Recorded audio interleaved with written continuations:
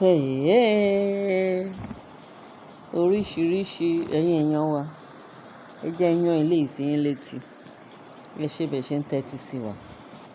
Now, wọ́n ní Olori Mariam pé wọ́n sọ lánàá kó jáde, àná àbí jẹta náà ló jáde kúrò láàfin káwọn mọ ibi tó wà.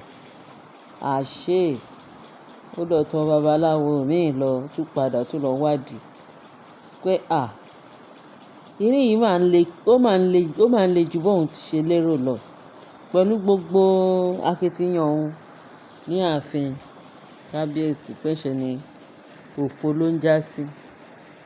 Òun ò mọ nǹkan tí ọmọ Naomi yẹn lò fún kábíyèsí o. Àwọn dẹ̀ ti ń gbọ́ fìrìnfìrìn ṣé mọ̀ pé ó yeye lúwà tó sọ pé dandan pé òun fẹ́ gbà lọ́dọ̀ kábíyèsí lọ́dọ̀ olórí Naomi. Wọ́n ní kábíyèsí tiẹ̀ ti gbà gbogbo ẹ̀ṣẹ̀ tó ṣẹ̀ tó ti ń kà láàfin. Wọ́n ló ti gbà lọ pé òun sọ pé bóyá òun máa fún ẹ tẹ́ pé bẹ́ẹ̀ òun ò fún ẹ mọ́. Wọ́n tiẹ̀ ti hand over pátápátá fún bẹ́ẹ̀ tó ó ti ń àṣẹ yeye lúwà. At the end of the day, wọ́n ní kábíyèsí ó ti gbà lọ́wọ́ ẹ̀ pé láì lọ́wọ́ òun ò tiẹ̀ ní fún ẹ mọ́. Go to places, go get out. At the end of wọ́n ní gbogbo nǹkan activities gbogbo everything tí kábíyèsí ti fún ní ààfin pé kó máa àti ìgbéraga yẹn ti wá sóò pọ̀ jù lòun ṣe wá ń ṣe àṣìṣe lọ́pọ̀lọpọ̀ ó bá kò mọ bóun ṣe fẹ́ ṣe gbé ayé ẹ̀ sísìn. Wọ́n nígbà tó lọ sọ́dọ̀ babaláwo ẹ̀ lánàá níjẹta àwọn èèyàn wá sọ fún un pé babaláwo sọ fún un pé sórí pé gbogbo privilege tó fún ẹ láàfin gbogbo ẹ̀ ó ti bàjẹ́. Wọ́n ní gbogbo bó ṣe ń ta tó ń ta padà fún ẹ bó ṣe ń ta tó ń ta sọ́dọ̀ Naomi bẹ́ẹ̀ ni àwọn ogun ọ̀run ń dà padà fún un.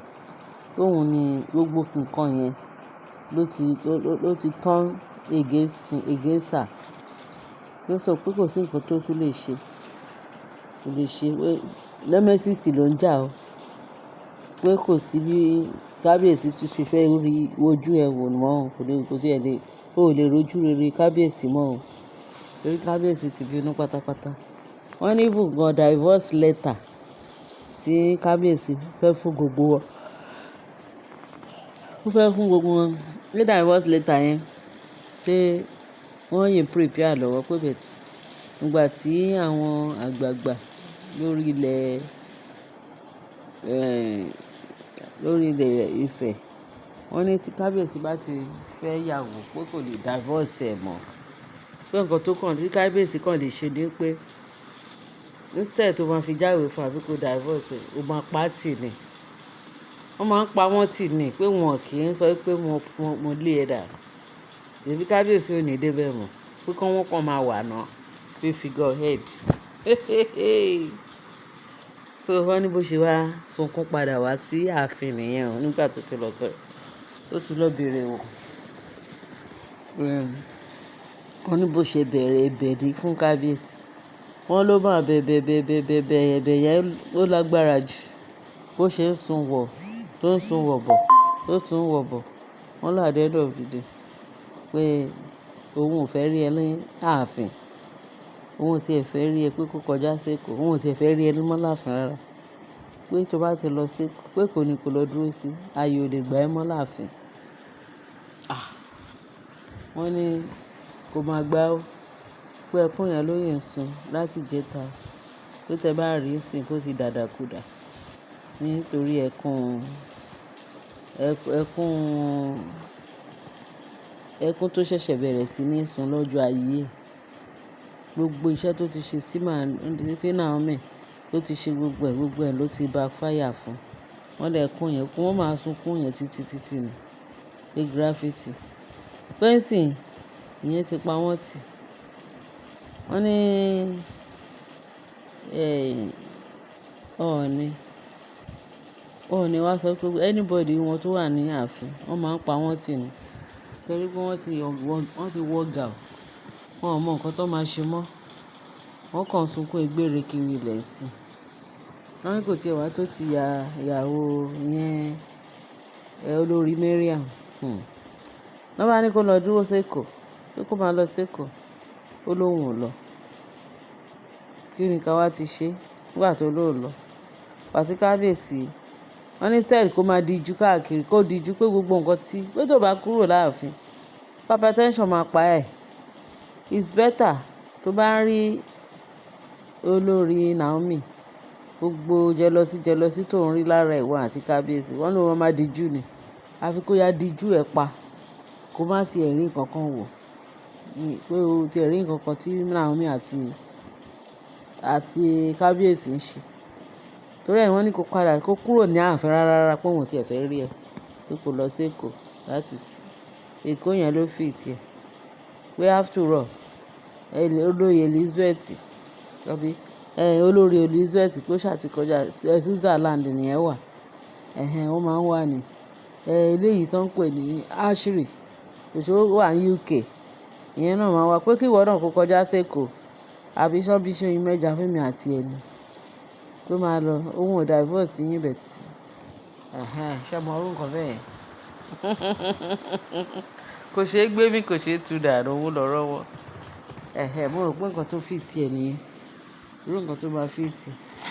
So ẹ̀yin èèyàn mi láì fọ̀rọ̀ gùn, wọ́n ní Mariam pé ó dàbí ipò ní ikú yájẹ̀ ẹ̀sìn lọ torí ẹ̀sìn yẹn ti pọ̀ jù. Wọ́n ní ìbẹ̀rù bojo ni gbogbo wọn fi ń live tí kábíyèsí ò dẹ̀ wo ibi tán wà, ǹjẹ́ kò wá tán bí? So wọ́n wá ní olórí á sọ pé tó bá ti kúrò ní ibẹ̀ yẹn pé báwo lolórí ṣe fẹ́ padà. Olórí Naomi dẹ̀ ti sọ pé òun ò tiẹ̀ bloody care anybody torí future ọmọ tòun ń dùn àti bí kábíyèsí ṣe máa ní ayọ̀ nínú láìfẹ́ òun ni òun ń dùn tòun. Bẹ́ẹ̀ tí ìpàkọ́ yọ̀ṣì tí tó bá wù wọ́n kán continue, tó bá wù wọ́n kán ṣe kíní pé wọ́n máa bá Ọlọ́run wájú ni. Wọ́n ò tí ì ṣe nǹkan kan fún mi. Ìyẹn kò tiẹ̀ tí ì bẹ̀rẹ̀ action ni wọ́n ti ń kà, wọ́n ti ń ṣubú dànù. Wọ́n bá ní bí Mariam tó ṣe gbéra, ó tún lọ bá àwọn elders tó bẹ̀rẹ̀ sí ní bẹ̀ wọ́n pé kán bá wọn jẹ́ kí kábíyèsí kóun wá ojú rere kábíyèsí pé bẹ́ẹ̀ kábíyèsí ò wo ibi tóun wà. Pé tẹ́lẹ̀ báyìí pé tó bá ti fún wọn ní bribe 120 ló máa ń fáwọn àgbààgbà yẹn 120 wọ́n gbà. Wọ́n ní lọ́tẹ̀ yìí pé àwọn ti sọ pé wọ́n wá lọ bá wọn, ó rò pé bóyá wọ́n ṣe máa ń gba owó yẹn lọ́wọ́ náà máa ń gbowó lọ́wọ́ ẹ̀ gbà yẹn 120,000. Wọ́n wá sọ fún pé àwọn ò jẹ́ gba any bribe mọ́ o. Tí wọ́n sọ pé ìdà kan wà ń bẹ̀, wọ́n sọ pé kó wá fi búra lẹ́ni tó bá ń wá nǹkan tó máa ṣe ọmọnìkejì ẹ̀. Pé wọ́n ṣe náà sá lọ. Wọ́n ní wọ́n sá lọ lebélebé, wọ́n láwọn ò ṣe. Wọ́n láwọn ìjòyè wá sọ fún wọn pé ìgbà tẹ́ẹ̀ ti fi ìdà yẹn ṣe sacred àti ẹ fi ṣe ètùtù tán ní kẹ́ ṣe kẹ́dẹ̀ búra sí kí ìdà yẹn kó wà láàrin yẹn tó bá fẹ́ ṣe bí tẹ́ẹ̀dẹ̀ ṣe ń jọ́ kìíní àná. Pé àwọn ò lè gbowó lọ́wọ́ ẹ̀ mọ́ o. Pé nítorí pé ifá priest tó lọ tí gbogbo pé tó lọ jẹ́rìí èké, báwọn ò lè lọ jẹ́rìí èké pẹ̀lú kábíyèsí. Wọn ò lè sọ pé nǹkan tí kábíyèsí ò ṣe kán sọ pé ó ṣe àbí nǹkan tí Naomi ṣe tán ní wọ́n ló ṣe. Pé priest kìíní ifá priest yẹn wà lọ hospital pé yẹn ti kàgbákò tiẹ̀, wọ́n ní kó sọ nǹkan tó ṣe.